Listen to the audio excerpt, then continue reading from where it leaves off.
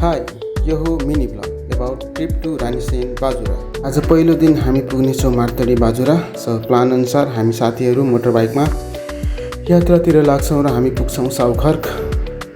साउखर्कमा एकछिन नास्ता खान हामी वेट गर्छौँ र हाम्रो साथीहरू पनि पुग्छौँ र हामी एकछिन खिर खाएर त्यहाँबाट हामी निस्किन्छौँ र हामी पुग्छौँ दिपायल।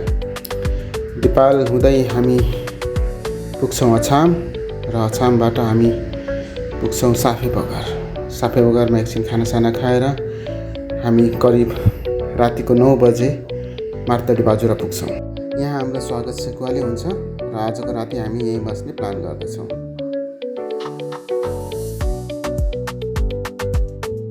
यात्राको दोस्रो दिन हामी मार्तडीबाट सुरु गर्छौँ।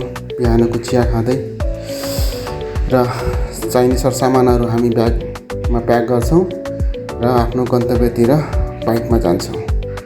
आज एक दिन हामी पुरै बाइकमै यात्रा गर्नेछौँ र आफूलाई चाहिने आवश्यक सामानहरू ब्यागमा राम्रोसँग प्याक गरेर बाटोमा भुइँकफलको आनन्द लिँदै हामी आफ्नो यात्रा जारी गर्छौँ र केही समय हामी विश्राम गरेर साथीहरूको वेटमा गर्दै र बिचमा यस्ता नदीहरू तर्दै एडभेन्चरको आनन्द लिन्छौँ।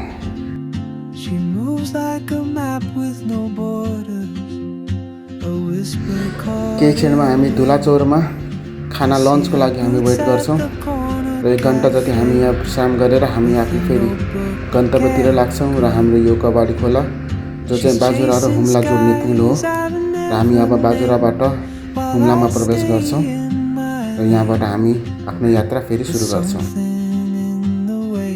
केही समयको बाइक राइडिङ पछि हामी पुग्छौँ मैतन्ना बाजुरा भन्ने ठाउँ र यो पुल पनि हुम्ला र बाजुरालाई जोड्ने गर्दछ। हामी हुम्लाबाट अब बाजुरामा प्रवेश गरिरहेका छौँ। आज हाम्रो बास यही मैतन्ना भन्ने ठाउँमा हुन्छ। यहाँ हामी आफ्नो बाइकहरू राखेर भोलिदेखि यहाँबाट पैदल यात्रा सुरु गर्नेछौँ र आजको लागि हामी यो प्राकृतिक सुन्दरतालाई इन्जोय गर्दै केही समय हामी यही साथीहरू रमाइलो गरेर बसिरहेका छौँ र यो चाहिँ हाम्रो लास्ट स्टप मैतन्ना बाजुरा। यहाँबाट चाहिँ गाडी चल्दैन, गाडीहरू सबै यहाँ राखेर हामी भोलि चाहिँ यहाँबाट पैदल यात्रा गर्नेछौँ र आजको बास यही ठाउँ हुनेछ र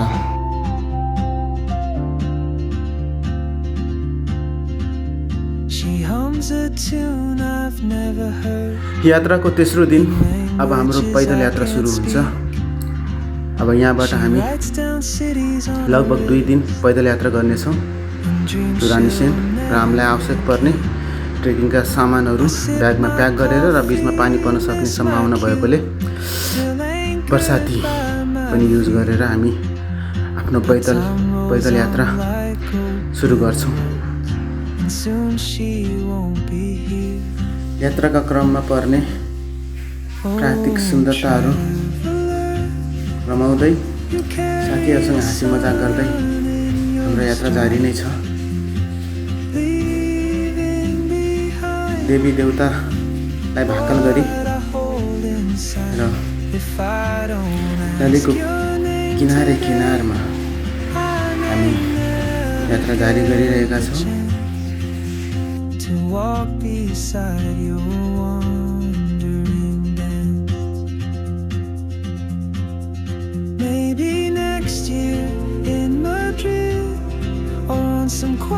ट्रेकिङको मजा भनेकै यही हो, साथीहरूसँग रमाउँदै गफ गर्दै हाँसी मजाक गर्दै प्राकृतिक सुन्दरताहरू अवलोकन गर्दै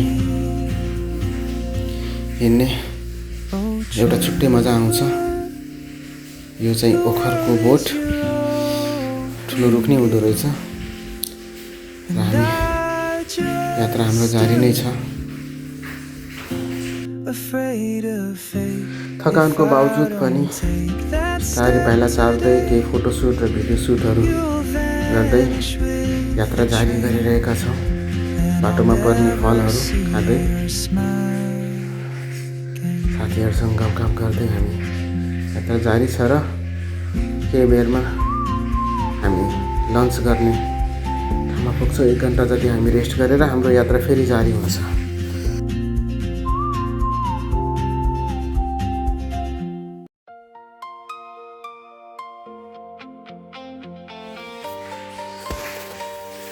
बाटोमा पर्ने खोला नालाहरूबाट चिसो पानी पिउँदै हिमालबाट बगेको पानी हामी यात्रा अगाडि बढ्छ।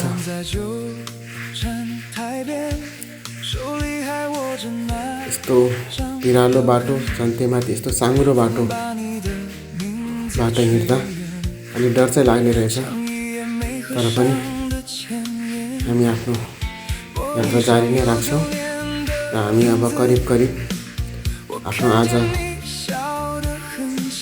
राति बास बस्ने ठाउँतिर पुगिरहेका छौँ। आज दिनभरिको हिँडाइपछि आज हाम्रो बास गुम्बा भन्ने ठाउँमा हुनेछ। अबको 10 मिनटमा हामी गुम्बा पुग्छौँ। यो ठाउँ चाहिँ गुम्बा भन्ने हो, जो बाजुरामै पर्दछ रहेछ। दिनभरिको थकान मेटाउन र हामी रातिको खाना खाँदै हामी आजको बास छौँ। यात्राको चौथो दिन हाम्रो फेरि पैदल यात्रा सुरु हुन्छ। गुम्बाबाट आज हामी दिनभरि हिँडेर रानीसेन पुग्ने लक्ष्य लिएका छौँ।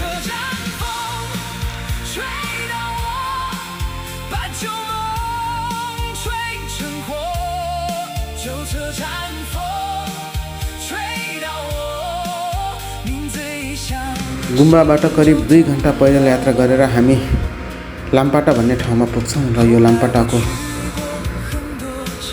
सुन्दरता हेर्नुहोस्, सुन्दर झरना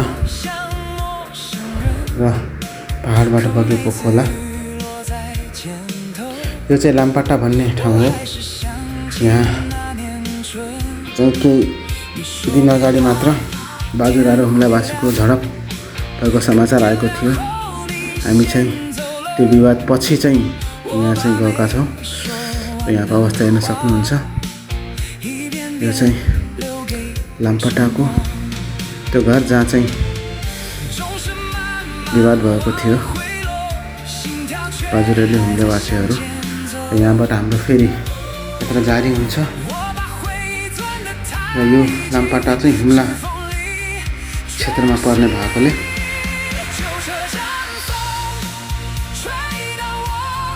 स्टिल बाटो, यो कालो ओह्रालो बाटो हुँदै आज हामी लन्च यही नै गर्ने प्लान गर्छौँ र केही समयको यात्रापछि हामी प्राकृतिक सम्पदाको अवलोकन गर्दै सुन्दरता हेर्दै हामी पुग्छौँ हुम्लाको एउटा होटल जहाँ चाहिँ हामी आज लन्च गर्नेछौँ। यहाँ 1-1.5 घन्टाको बसाइपछि हामी फेरि यात्रा सुरु गर्नेछौँ।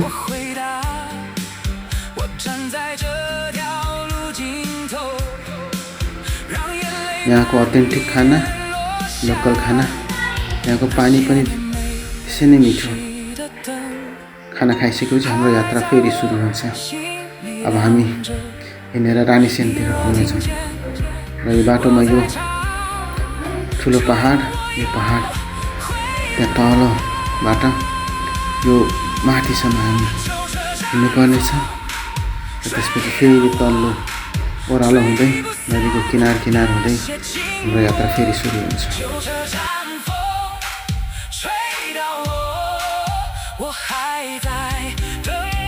यात्राको लगभग 3-4 घन्टा पछि बेलुका हामी लगभग 6-7 बजीतिर रानीसेन पुग्छौँ। यो रानीसेनको बस्ने स्थान हो। यहाँ चाहिँ होटलहरू सुविधा छ।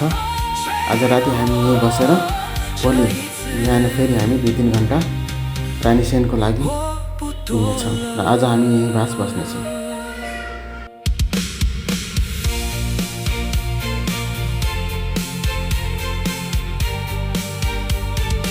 यात्राको 5औं दिन आज हामी यहाँबाट रानीसेनतिर लाग्नेछौँ। हाम्रो मेन गन्तव्य रानीसेन सैपाल इस्ट बेस क्याम्प। हामी आफ्नो सामानहरू यही होटलमा छोडेर हामी साथीहरू सबै रानीसेनका लागि गन्तव्यको लागि हिँड्नेछौँ। यो चाहिँ बिहान 6 बजेको यो दृश्य। हामी फ्रेस भएर एकछिनमा नास्ता गरेर रानीसेनका लागि लाग्नेछौँ।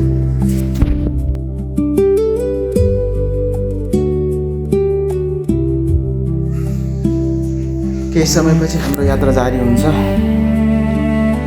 हामी आज हाम्रो गन्तव्य रानीसेन पुग्नेछौँ। र केही क्षण हामी ड्रोनको मजा लिँदै साथीहरूसँग रमाउँदै रानीसेनको यात्रा हाम्रो जारी नै छ। यात्राको 3 घन्टापछि हामी रानीसेन पुग्छौँ। यो चाहिँ रानीसेनको त्यो ताल अनि यो चाहिँ हाम्रो सैपाल हिमाल, हाम्रो गन्तव्य। फाइनली हामी रानीसेन पुग्छौँ।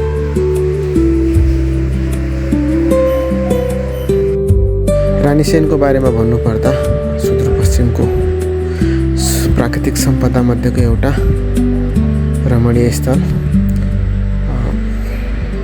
पहाडले घेरिएको, साथमा हिमाल, सैपाल हिमालको फेदीबाट हिम नदी बग्ने ठाउँ एकदम रमणीय र ट्रेकिङको लागि एकदम बेस्ट, धेरैसम्म आउन पुगेको ठाउँ। यो हाम्रो गन्तव्य रानीसेन सैपाल हिमाल। आज अलि मौसम त्यति नखुलेको कारणले गर्दाखेरि हिमाल राम्रोसँग देखिएको छैन, तथापि हामी साथीहरू यहाँ पुगेर चाहिँ केही फोटोसुट गर्दै आफ्नो यादहरू सँगाल्दै हामी रमाउन थाल्छौँ।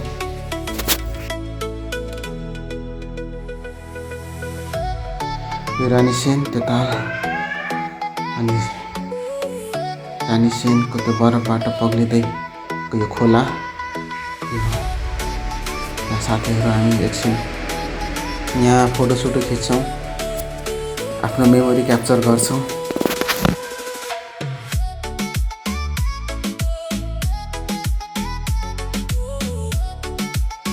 यो हो रानीसेन सैपाल हिमाल इस्ट बेस क्याम्प, सुदूरपश्चिमको एउटा सुन्दर स्थान जसले चाहिँ सुदूरपश्चिमलाई चिनाउने गर्दछ। बढी मालिका मान्स रामारोसन खप्तर पछिको यो एउटा अर्को प्राकृतिक सम्पदाले भरिपूर्ण स्थल रानीसेन। यो हिमालबाट बगेको यो बरफ यहाँ चाहिँ यसरी तालमा जमेको छ।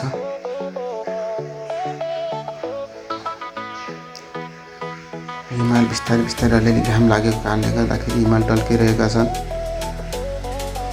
र यो हिमालबाट बगेको यो पानी, यो ताल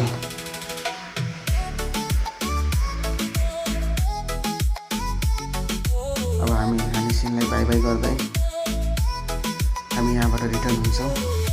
रानीसेनको यादलाई सँगाल्दै अब हाम्रो गन्तव्य यही पुरा हुन्छ र अब हामी यहाँबाट फर्किन्छौँ।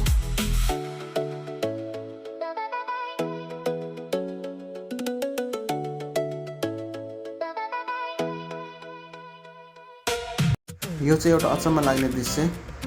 यहाँबाट यो मुहानकोलाई यहाँ केही पनि छैन, तर यो ठाउँबाट पानी आएर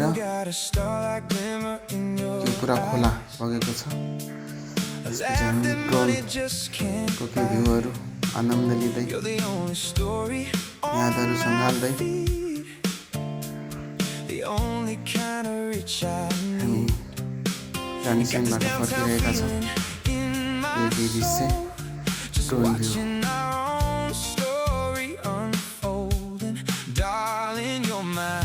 साथीहरूसँगको यादलाई क्याप्चर गर्दै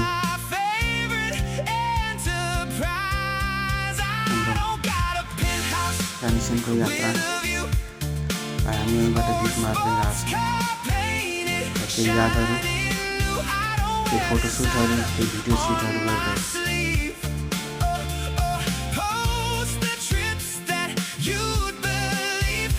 यादहरूलाई कैद गर्दै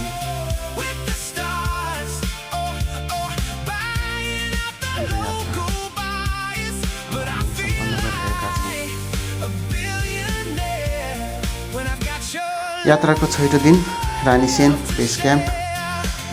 यहाँबाट अब हामी फर्किरहेका छौँ। यो चाहिँ भोलिपल्टको घाम लागेपछिको दृश्य र यहाँ चाहिँ मैले आयुर्वेदिक चिया बनाइराख्नु भएको छ। यो आयुर्वेदिक चिया हो। यो बनाउने तरिका